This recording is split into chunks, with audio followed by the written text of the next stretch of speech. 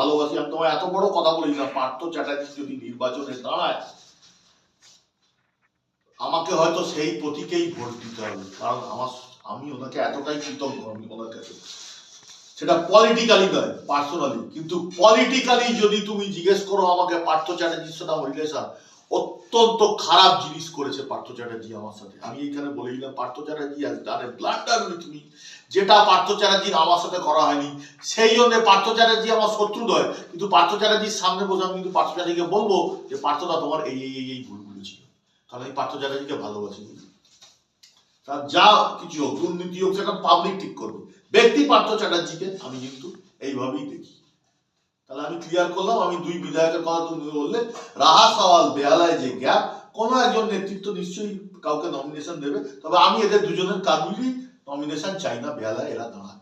কোনো ভালো রত্না চ্যাটার্জি আছে, অঞ্জন দাস আছে, পিকলু মৈত্র আছে, ভালো ভালো নেতা আছে, তারা দাঁড়াক, আমরা অবশ্যই তাদের হয়ে খাটবো।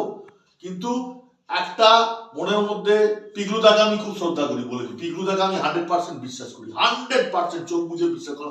ওরকম নেতা আমি দেখিনি, ওরকম আমার লাইফে যদি কোনো নেতা থাকে তৃণমূল কংগ্রেসের নেতা after Mamata Banerjee, that is Piklu Moitra আমার হার্ট।